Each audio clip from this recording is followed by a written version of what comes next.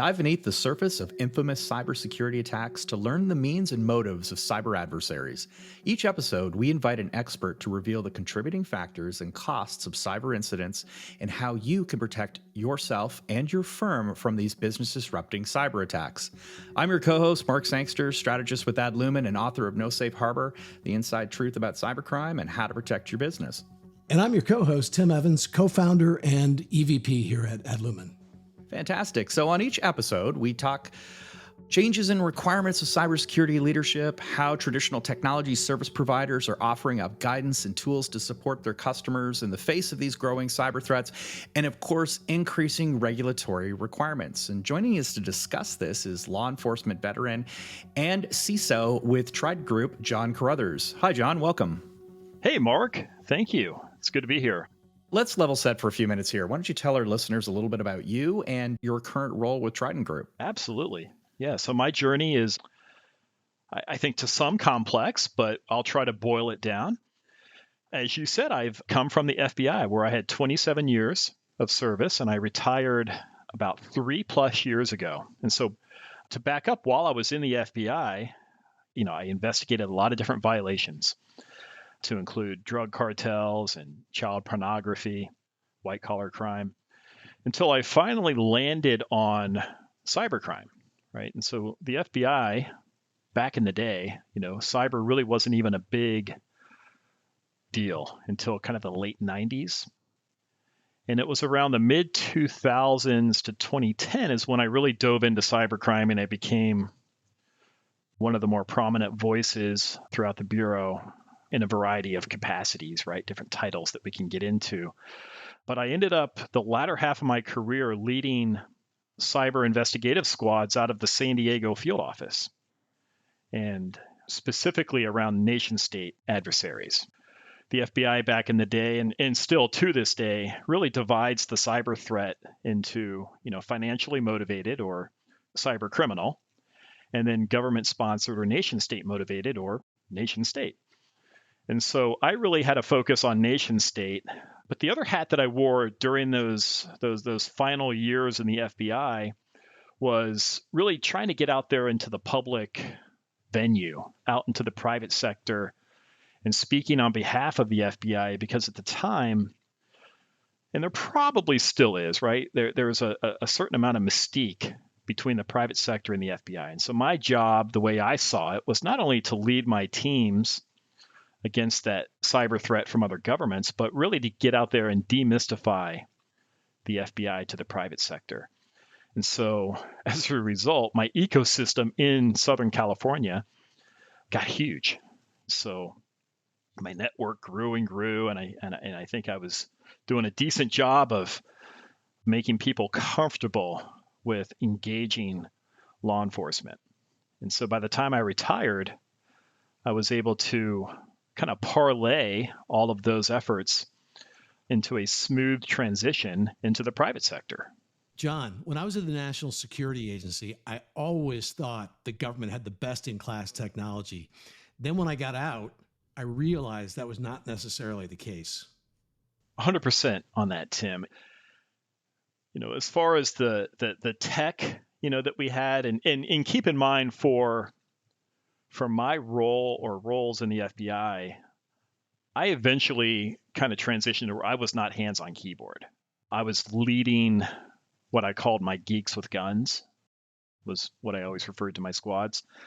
But from an IT point of view, and really keeping the Bureau afloat and protected against, or, current, I should say, with industry, that really was not my role. But when I got to the private sector, my first job was with a big biotech in San Diego, that was very well funded, best in class tool sets and technology. I would come full circle and say 100%, Tim. It was a marked difference. Just the ability or the want and the need for private sector to stay agile to a degree. From a competitive point of view, the Bureau and government really doesn't have competition. Right. And so the motivation was slightly different, or maybe majorly different. Yeah, I know what you mean, right? The kind of drivers that you see obviously are going to affect how you operate, right? You're sort of designed for compliance and consistency, right? And reliability versus agility, which, sometimes breaks, but that's going to be the fastest car on the track. So one of the things I wanted to ask you about from the FBI days before we move on to where you are now, you were the assistant legal attaché for cyber over in, I believe, the Netherlands, right? And now we just saw recently Hive was taken down in a kind of global joint task force, right? That ransomware gang. So what was that like working in Europe and trying to coordinate those types of efforts? It was tremendous. So that was 2010, the entire year. And so kind of to take a step back and how we got to that point as the FBI.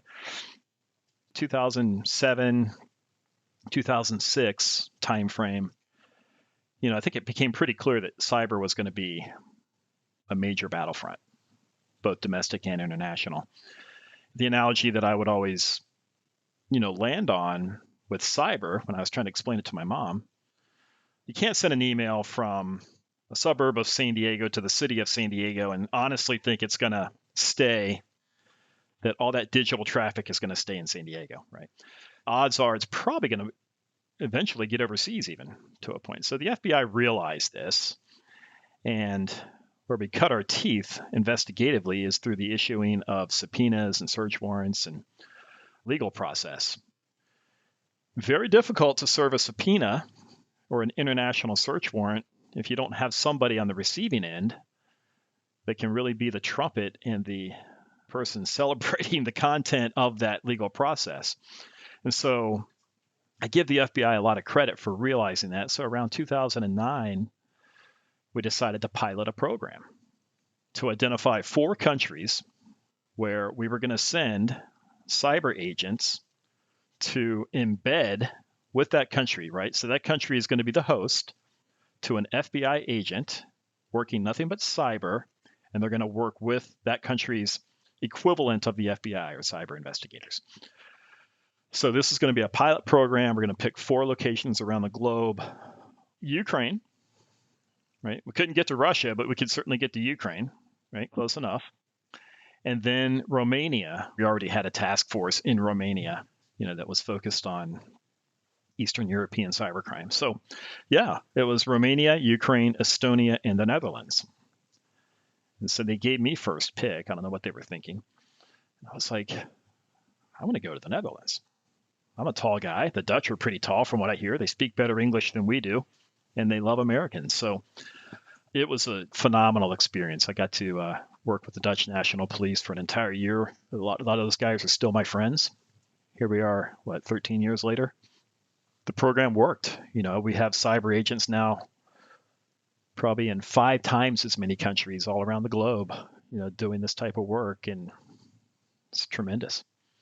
Yeah, that's interesting. I want to take it home a little bit, if we could. When you were in DC as well, when you were in that office, you worked with the Homeland Security on Internet of Things, but I'm talking about industrial Internet of Things, ICS. So ICS and SCADA kind of controllers that you see in manufacturing assembly lines and pipelines and mining pits and all that kind of stuff. So that's another topic that's a bit near and dear to my heart as well. In manufacturing, I think there's a lot of challenges around A, securing that, and B, dealing with responses, right? Because it's easy to say, oh, hey, look, that laptop has been infected. Let's just, quarantine it and isolate it from the rest of the environment, and it's neutralized. Well, you can't always do that if you're sitting on an oil rig in the North Sea or down in the Gulf, and, that's going to cause some kind of cascade effect, like a, pressure overflow or something. So tell us a little bit about what that was like and the kind of work you did there. Yeah, I mean, not only like an oil rig, but like when you just think about overall availability, right? When you start looking at the grid or anything in the SCADA type of environment, the number one aspect of the CIA triad is that availability piece. And so that was always a big issue. But yeah, for the FBI, again, it was around 2007 when I was working at FBI headquarters in the cyber division, and we realized, I think it was, if you recall, remember the Aurora project, where the Idaho National Lab pulled a massive generator onto the lab premises, and they basically threw a serial cyber attack of just ones and zeros, and they kind of threw off the cadence. And there's a video of it. And they brought the whole generator, which could, potentially power an entire town. And I think in a lot of situations in rural America, this generator did power entire cities and towns. So they were able to bring it down with a solely digital attack, and CNN did a report. So FBI leadership was kind of losing their minds, for lack of a better description. They didn't really know, like, what do we do with this? Like, how do we? Here it is. It's splashed on OSINT, open source intelligence now. Our nation state adversaries are gonna know about this vulnerability. Not to mention that the entire globe is probably functioning on a very similar type of hardware. So I got picked to kind of help build the FBI's industrial control system investigative team. And, I quickly identified Homeland Security, and specifically the CERT that was kind of operating under that purview, and that was the Industrial Control System CERT. And they were headquartered out of the Idaho National Lab, and just a tremendous group of people. And what we did was we put, I would say, 10 to 15 of our brightest cyber agents through a series of trainings back at INL. And I think the trainings are still active to this day. Yeah, I mean, I think with that whole space, of course, was the fact that I think sometimes it's referred to as the Industrial Revolution, or the fourth one, right? Is the concept of it's not just internet connecting devices, but now it's sort of the way you control them, right? And yes, we can talk about the big things like Colonial Pipeline, which of course it wasn't the pipeline that was affected, it was their billing system. We can talk about, I threw out an example in the beginning in that lead in, but it's a lot of other things, right? It's municipalities and internet connected parking systems, right? Where you pay your parking pass to park on the street, or tracking buses, or tracking snow plows, or, whatever other commercial vehicles that, the municipality operates, and, hospitals with patient wearable devices and automated, IP connected things like pumps and patient telemetry and all that kind of stuff, right? So, it isn't just major factories or, big nuclear power plants that we're talking about here. That's why I just find it interesting, and it's a struggle in a lot of cases, because I found that the leadership in those organizations came from, I'm going to say the engineering side, right? They understood, think nuclear for a second. You had a lot of retired Navy veterans who had worked on nuclear powered vessels, whether that's, submarine or an aircraft carrier. And that's one world, out at sea. And then you translate that to what that looks like, in a sort of a civilian life when you're talking about power generation, and it's two different things. And I kind of remember when I was doing some research for my book, and I was reading about 3 Mile Island, where I was back in the 80s in Pennsylvania, right? The meltdown. And that was one of the issues that they found, was that you had the people who were operating it, extremely, incredibly talented, experienced individuals, all ex-Navy. And of course, one of the greatest fears they all had with a nuclear reactor, especially when you're on a submarine, is water contamination, right? Because you're in a ship. That's the last thing you want. And that turned out to be one of the problems, right? That was actually part of the crux of the whole disaster in the first place. And so they looked at, that kind of confirmation bias, that because of where they came from, they overlooked certain issues. And in fact, in some ways, they were really trying to protect the system from that.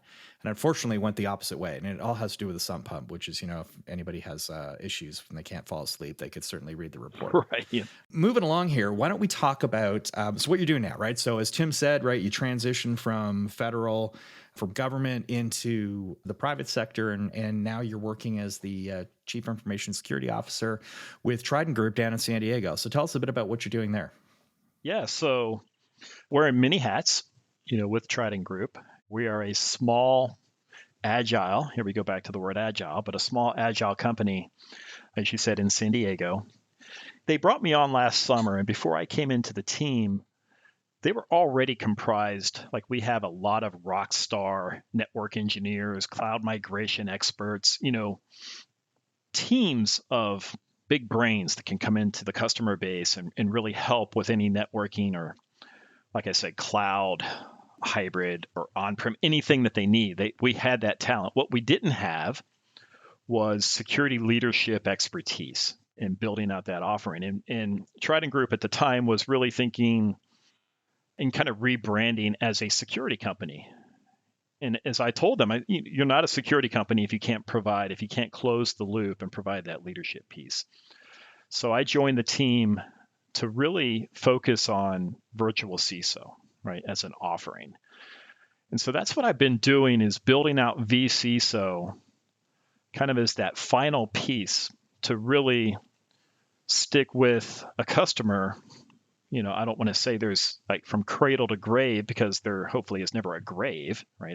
We're constantly evolving, but really taking that vCISO service offering and figuring out how can we make it different, right? How can we truly help not only our customer base, but I'm looking at the services, like how do I innovate it? How do I rebrand vCISO to really help all of industry? And so that's kind of been my journey in really thinking it through. And one thing I keep telling the company is, look, in 2022, we were playing vCISO checkers, and I want to start playing chess. I really want to get us in a forward-leaning posture in figuring out what are all the services and the actions and the motions that are typically encompassed by vCISO, and how do we break those out and identify what demographics need what. It's been a fun journey. It's certainly nowhere near the finish line. So yeah, that's what I'm working on right now, and I'm been working with tremendous security companies like Adlumin, have been a part of our tool set here recently, and figuring out how to make that fit into the ecosystem of security. And with Adlumin, it's been easy, but looking at all of the possible offerings has just been somewhat of a challenge, right? That's one of the values that you in this kind of role bring, is that a lot of organizations don't know where to start, right? They know they need to do something. Far too many of them, I think the major driver is they've had something occur, which is unfortunate, or if they're lucky, it's been a near miss. And, so they kind of, they used one of their cat's 9 lives, and they can now decide, all right, for the other 8 or how many they have remaining, they're going to change their posture. But it is where to start, especially for these small to mid-sized businesses, man. You got like NIST and ISO. Well, good luck with ISO. And, all of these different things that they can pull from. And unfortunately, I think it's like it's almost known for information overload, right? Like you have CISA, for example, has all those great standards, like for leadership, for employees, for technology, and so on. And they're good, but they're jam-packed with info, and it still becomes but I don't know what I do. And in fact, in some ways, ironically, I'm kind of hoping that the insurance industry will kind of step up on this one a little bit and kind of go, look, you want to be insured? It's sort of because if you think about it in terms of, let's say, like life insurance or auto insurance, we all have a stand, we all kind of get an idea, right? We don't want to, if you don't drink and you don't smoke, then you probably get a cheaper rate. If you've got a good driving record and you don't, you're not reckless and, you live in a decent area, all those kind of factors roll in again, you're going to get a good rate. And so on. And I think it's the same sort of ideas, like help everyone understand as a collective what it is we need to do. And I think we're already there, right? I mean, we're not there, right? But we're certainly moving in that direction, to your point about insurance. One way that I like to approach vCISO with a prospect or even an onboarded client is really to speak layman. Again, back to the whole demystification. But what are the triggers, right? And you just brought some of those up. And in my view, cyber insurance is an absolute trigger. I would also say privacy. There's a lot of security now getting baked into privacy law for good reasons when it comes to, securing data. But the insurance companies, to your point, a lot of companies are coming to us saying, we can't get insured.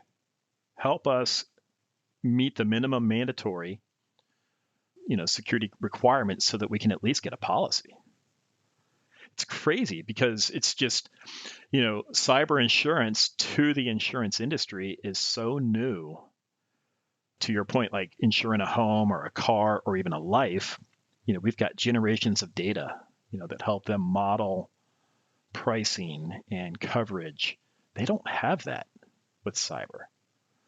But what they are starting to have is the minimum mandatory. If you guys can if you can prove, that you're checking these boxes, we'll give you set amount of coverage. And so that's one of the areas where I'm really trying to help, from a leader point of view, is coming in and really simplifying what can be potentially complex.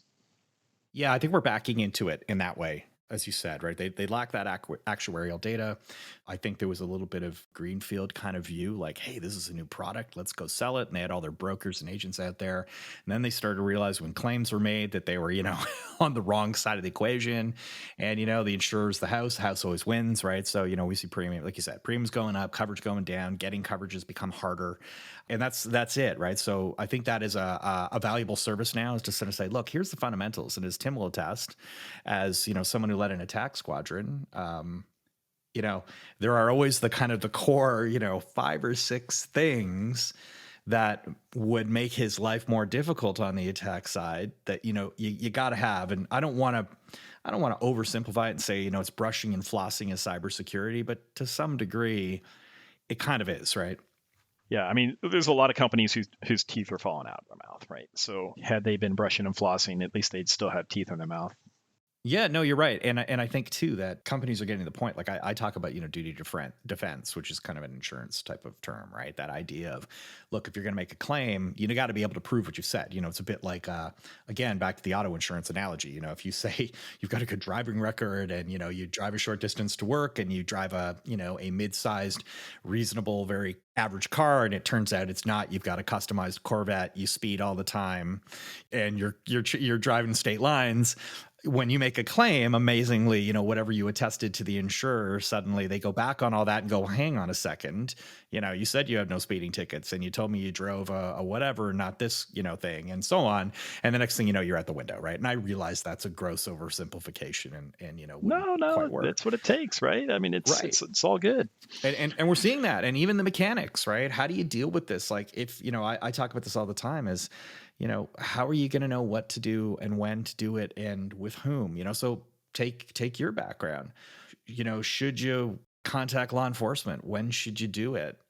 What are the implications of doing that, right? Or your insurer, and when you do that, what's the insurer going to want to see?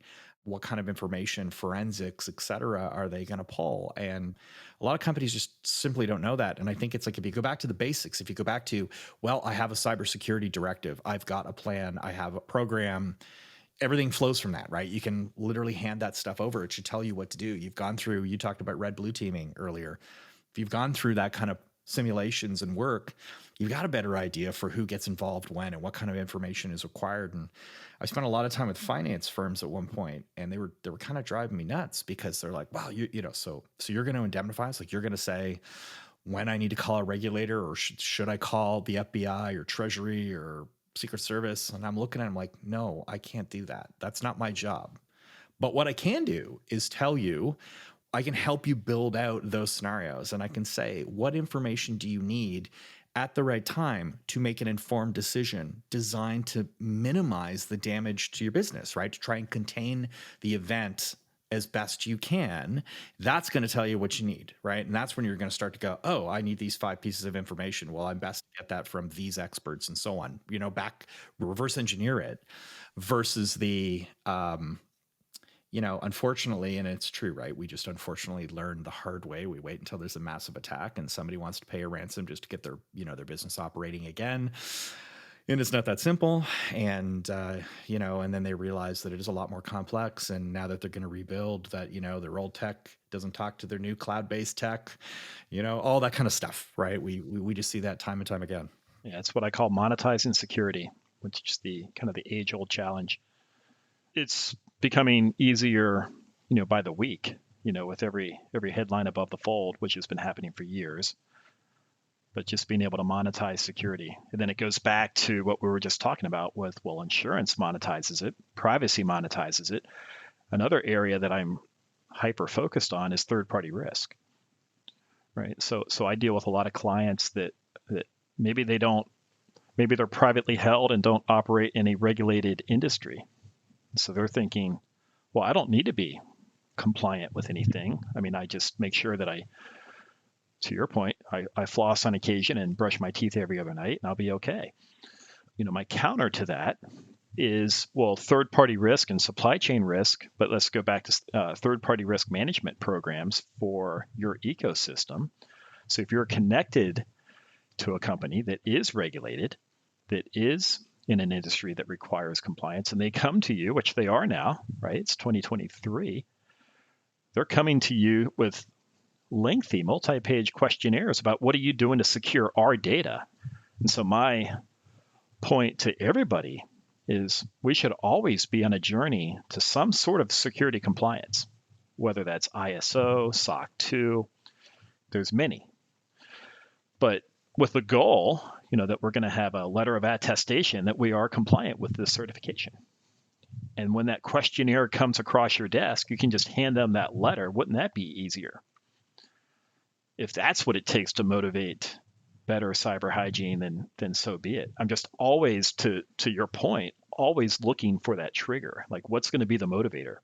It's almost like cybersecurity is following the earlier steps of, let's say, like safety in industry. You know what I mean? Where there's a very good culture of continuous improvement, of reporting, of not reporting to blame, but looking at what happened and what do we do to make sure that we can compensate for whatever those contributing factors are.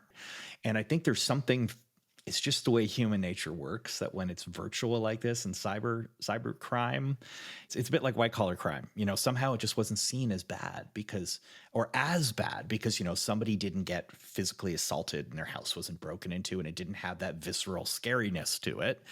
But then you think about, okay, some executives stealing, millions and millions from a company versus a robber, I don't know, whatever, stealing $5,000, right? I'm not saying, one is one's better than the other, if you know what or more wrong than the other, right? It's not a philosophical conversation, but somehow we just, we turn a blind eye because it was a spreadsheet and passwords versus, a crowbar and a mask. And, that's something that I don't know how we get around.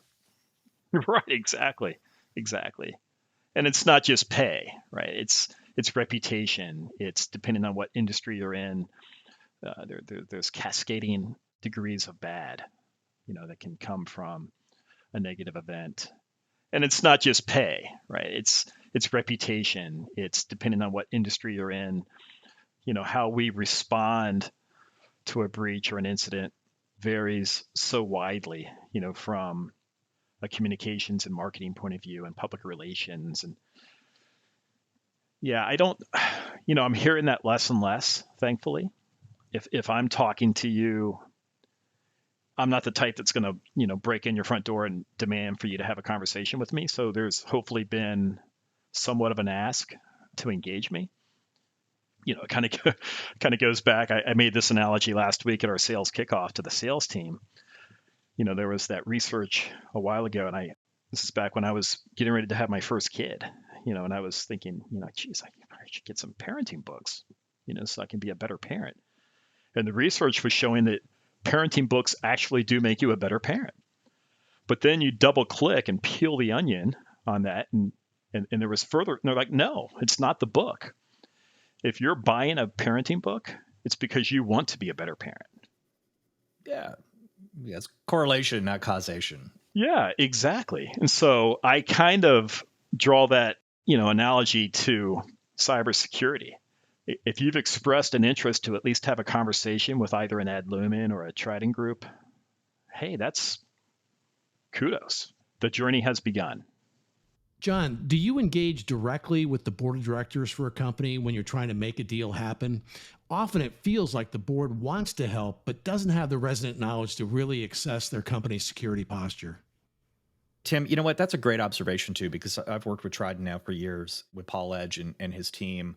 And, I can think of times where, they've said, hey, Mark, can you come in and you talk to this company's board about a security issue, cybersecurity issue? And it really wasn't the main stuff we were doing. It was around things like the phishing attempts that they were getting on text messages on their mobile phones, right? It wasn't really a specific area we were focused in, but they were really trying to say, hey, how can we share on this? And that kind of shows that they're trying to go beyond just, I need to sell you another, product to kind of make my numbers there. But sorry, John, I jumped in on you. What were you going to say? Well, first of all, thank you. That is exactly why I joined what I call my family at Triden Group, because they do care. And I know that it's not just me saying this. The whole company is so excited to be partnered now with Adlumin. I just got back on Friday from our 2023 sales kickoff in Nashville, and we had, Michael was out there and tremendous job. but just to see the capabilities of the tool, I hate to even call it a tool, right? To me, it's a solution. But to be able to walk into our customers with this solution kind of really doubles down on what you were saying about like the positive things that you were saying about Triden. One of the ways that we show that we care is that we can bring you a tool or a solution like an Adlumin. So it's very symbiotic. Yeah, and I'm glad to have someone like you on board, right? So, like I said, I know they've always been kind of moving towards this, and the formalization of it with an expert like you, I think is a huge step forward, and frankly, is a big differentiator, right? It isn't just hey, we know how to build out your IT and your telephone system, and and some security. This is I was trying not to say it, but I'm going to do it because I can't help it, right? It's cybersecurity is not an IT problem to solve; it's a business risk to manage, and that's kind of the approach you're taking, which is terrific. Well, gents, I appreciate your time today. And again, the great sparking kind of conversation. So as always, it's a pleasure working with both of you. And I know we'll be doing a lot more soon. You've been listening to CyberTide with Mark Sangster and Tim Evans. Today, we were joined by John Caruthers, the CISO with Triden Group. Join us for future episodes in which we invite more experts to reveal the contributing factors and costs of cyber incidents and how your firm can protect itself from business-disrupting cyber attacks. For more information about Adlumin or for a demo, visit adlumin.com. And to order an audio, digital, or print copy of my book, No Safe Harbor, The Inside Truth About Cybercrime and How to Protect Your Business, visit mbsangster.com or amazon.com.